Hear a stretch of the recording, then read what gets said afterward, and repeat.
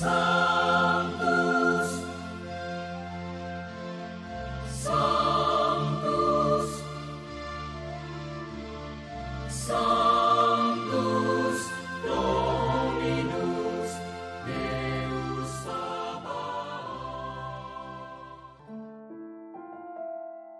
Salam jumpa kembali saudara-saudariku yang terkasih dalam Tuhan kita Yesus Kristus. Salam sejahtera untuk kita semua.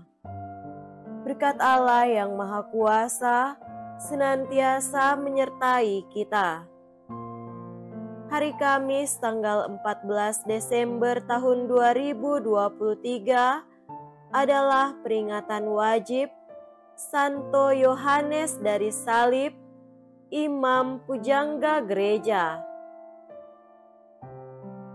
Yohanes dari Salib lahir di Spanyol sekitar tahun 1542 dari keluarga bangsawan yang jatuh miskin. Sebelum masuk biara Karmelit, ia adalah seorang pelayan di rumah sakit Medina. Pada usia 21 tahun, ia menunjukkan sikap hidup rohani yang tekun dengan berdoa dan bermati raga. Cara hidupnya ini membuat pemimpin biara menyekolahkannya di Universitas Salamanca, Spanyol. Setelah menyelesaikan studinya, ia pun ditahbiskan menjadi imam ketika ia berusia 25 tahun. Persahabatannya yang baik dengan Santa Teresia dari Avila mendorongnya untuk memulai usaha pembaruan dalam ordonya. Usahanya ini kemudian menuai reaksi yang tidak baik dari teman-teman seordonya. Mereka pun mengurung Yohanes dalam sel biara. Selama 9 bulan meringkuk di dalam tahanan biara, Yohanes mengalami banyak pengalaman rohani yang mengagumkan, terutama mengenai pengalaman akan salib penderitaan Yesus. Di dalam penjara, ia mampu mengubah kidung-kidung rohani, sering mengalami ekstase, dan semakin memahami teologi dan ajaran-ajaran iman Kristen. Yohanes mengalami banyak kesulitan dari teman-temannya, namun ia tetap bergembira karena persatuannya yang erat dengan Tuhan. Ia meninggal dunia pada tanggal 14 Desember tahun 1591 dan dinyatakan sebagai pujangga gereja.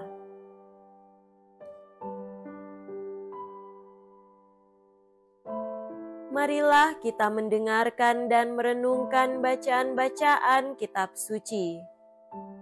Bacaan pertama dari kitab Yesaya bab 41 ayat 13 sampai 20. Aku ini Tuhan Allahmu. Aku memegang tangan kananmu dan berkata kepadamu, janganlah takut. Akulah yang menolong engkau. Janganlah takut, hai si cacing Yakub, hai si ulat Israel. Akulah yang menolong engkau, demikianlah sabda Tuhan, dan yang menebus engkau ialah Yang Maha Kudus, Allah Israel. Sesungguhnya, aku membuat engkau menjadi papan pengirik yang tajam dan baru dengan gigi 2 jajar. Engkau akan mengirik gunung-gunung dan menghancurkannya, bukit-bukit pun akan kau buat seperti sekam. Engkau akan menampi mereka, lalu angin akan menerbangkan mereka, dan badai akan menyerahkan mereka. Tetapi engkau akan bersorak-sorak dalam Tuhan, dan bermegah dalam Yang Maha Kudus Allah Israel. Orang-orang sengsara dan orang-orang miskin sedang mencari air, tetapi tidak ada, lidah mereka kering kehausan. Tetapi Aku, Tuhan, akan menjawab mereka, dan sebagai Allah orang Israel, Aku tidak akan meninggalkan mereka. Aku akan membuat sungai-sungai memancar di atas bukit-bukit yang gundul dan membuat mata air membual di tengah dataran. Aku akan membuat padang gurun menjadi telaga dan memancarkan air dari tanah kering. Aku akan menanam pohon ara di padang gurun, pohon penanga, pohon murat, dan pohon minyak. Aku akan menumbuhkan pohon sanobar di padang belantara dan pohon berangan serta cemara di sampingnya, supaya semua orang melihat dan mengetahui, memperhatikan dan memahami bahwa tangan Tuhanlah yang membuat semuanya itu, dan yang Maha Kudus, Allah Israel yang menciptakannya. Demikianlah sabda Tuhan. Syukur kepada Allah.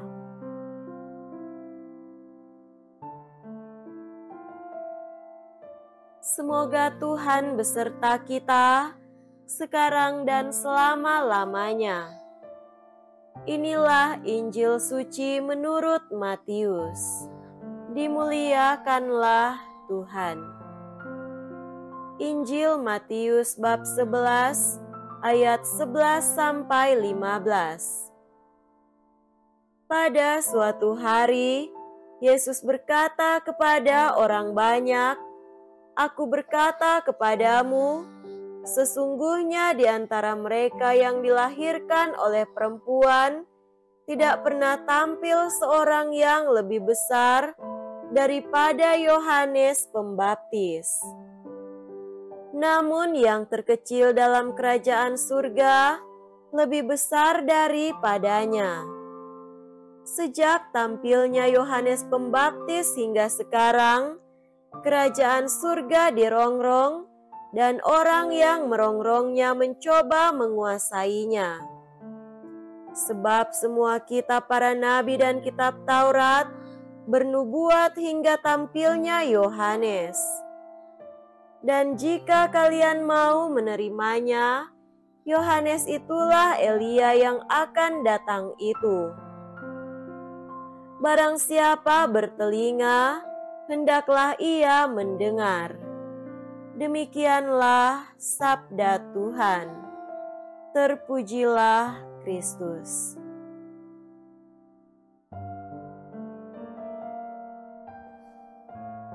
Saudara-saudariku yang terkasih dalam Tuhan kita Yesus Kristus, tema renungan kita pada hari ini adalah kebenaran dari Allah, itulah yang paling sempurna. Hari ini umat beriman Kristiani diajak oleh gereja untuk merenungkan penyerahan diri dan teladan iman dari Santo Yohanes dari salib. Ia seorang rohaniwan yang sangat berjasa dalam sejarah kehidupan spiritual gereja. Melalui karya-karyanya, ia menolong orang untuk tetap mengandalkan kebenaran dari Allah untuk hidup mereka. Bacaan pertama dari kitab Yesaya berbicara tentang peneguhan dan nasihat bagi Israel untuk tetap bersemangat, serta jaminan dari Allah untuk tetap setia melindungi Israel bangsanya. Dengan menggunakan istilah cacing dan ulat, Allah menggambarkan ketakberdayaan dan kekecilan Yakub dan Israel keturunannya di hadapan Dia, tetapi pada saat yang sama Allah juga menunjukkan komitmennya bahwa justru karena kondisi Israel yang seperti itu, Ia tidak mungkin meninggalkan mereka. Ia menguatkan mereka agar mereka tetap kokoh dan percaya bahwa Ia adalah Allah mereka yang lebih berkuasa daripada yang lain. Allah bahkan menjelaskan keperkasaannya atas alam yang maha luas ini. Ia bahkan menunjukkan kepada Israel tentang kegembiraan dan kemenangan mereka atas kekuasaan apapun hanya karena Israel memiliki Allah. Allah juga menegaskan dirinya sebagai yang menciptakan segala kesuburan alam di tengah gurun yang kering. Orang-orang miskin akan ditolong dan tidak ditinggalkan olehnya. Pohon-pohon yang terkenal dibuatnya bertumbuh. Tujuannya supaya semua orang paham dan mengakui kekuatan, kehebatan, dan kelebihan Allah Israel atas segala sesuatu yang lain. Dari semua penegasan, kesaksian, peringatan, dan nasihat ini, Allah sebetulnya hendak terus-menerus membuka mata hati Israel untuk tetap setia, tidak ragu, dan tidak berkurang imannya. Ia berharap agar mereka tidak berpaling dan percaya kepada yang lain, apalagi menjadikan yang lain sebagai Tuhan mereka. Karena dengan itu, Israel sendirilah yang akan mencelakakan dirinya untuk selamanya. Allah ingin Israel harus selalu diingatkan, dibuka kesadaran dan pemahamannya, agar mereka tetap rendah hati, tidak salah paham, sabar, dan yakin akan kekuatan dan kemahakuasaan Allah, dan sebagai satu-satunya Allah yang benar. Saudara-saudari yang terkasih, harapan dan kerinduan Allah agar bangsanya tidak salah paham, salah beriman, ragu, dan menjauhkan diri darinya juga ditunjukkan dalam Injil hari ini. Hal itu terlihat dalam kesaksian dan nasihat Yesus kepada para murid-Nya. Yesus memang mengapresiasi, menghormati, dan menunjukkan kedudukan istimewa dari seorang Yohanes Pembaptis dalam sejarah keselamatan Israel, tetapi secara jelas Yesus tetap mengingatkan para pendengarnya untuk tidak boleh salah paham.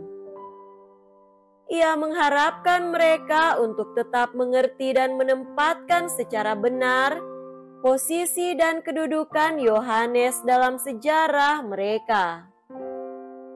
Biarpun Yohanes Pembaptis merupakan sebuah berkat berharga dan penting bagi Israel, tetapi Yohanes datang untuk mempersiapkan kedatangan dan perjumpaan paling sempurna bangsanya dengan Allah sendiri. Rasa hormat dan penghargaan terhadap Yohanes dan kebaikan hatinya tidak mempengaruhi Yesus untuk tetap menjernihkan, meluruskan, dan merawat pemahaman serta penghayatan yang benar dari bangsanya, serta kedudukan Yohanes dari posisi Allah. Yohanes tidak menggantikan dan tidak lebih besar dan sempurna dari Allah sendiri. Yohanes penting, tetapi kepenuhan sukacita, kegembiraan, dan keselamatan hanya didapatkan di dalam Allah. Aku berkata kepadamu, sesungguhnya di antara mereka yang dilahirkan oleh perempuan, tidak pernah tampil seorang yang lebih besar daripada Yohanes Pembaptis. Namun, yang terkecil dalam kerajaan Allah lebih besar daripadanya. Penjelasan Yesus ini sangat berharga untuk membuat pendengarnya tidak terpengaruh, tidak salah paham, tidak salah sangka dan salah mengerti tentang Yohanes dan kedudukan Yesus. Israel harus tahu bahwa Yohanes bukanlah Allah dan bukanlah putra Allah sendiri. Kesalahpahaman itulah yang membuat rongrongan terhadap kerajaan Allah yang diwartakan oleh Yesus semenjak Ia datang. Istilah simbolis, barang siapa bertelinga hendaklah ia mendengar, adalah lanjutan cara Yesus untuk menyadarkan mereka tentang situasi salah paham yang telah terlanjur dihayati oleh banyak orang yang sejak kedatangan Yesus selalu berusaha merongrong pemberitaannya.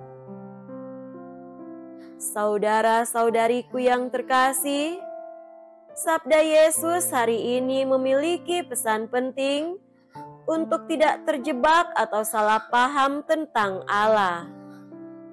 Dalam hidup kita, setiap hari terdapat sangat banyak informasi, pengajaran, konsep, berita, nasihat, ide, pandangan hidup, dan lain-lain.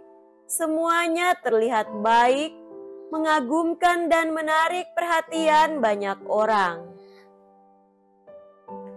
Justru Yesus hari ini mengingatkan kita untuk mewaspadai pengajaran dan pelbagai hal yang semuanya nampak bagus, menarik, dan indah-indah itu. Orang harus tetap kritis, jernih, komit, jangan salah paham, dan tetap ingat bahwa segala hal yang nampak indah dan bagus kedengarannya itu hanyalah persiapan langkah awal dan belum sempurna. Yang menyempurnakan hanya ada dalam Kristus Yesus, yang terkecil dalam kerajaan surga, lebih penuh dan sempurna dari semua yang lain itu. Mari mendengar Yesus sebagai kebenaran yang paling sempurna. Semoga demikian. Amin.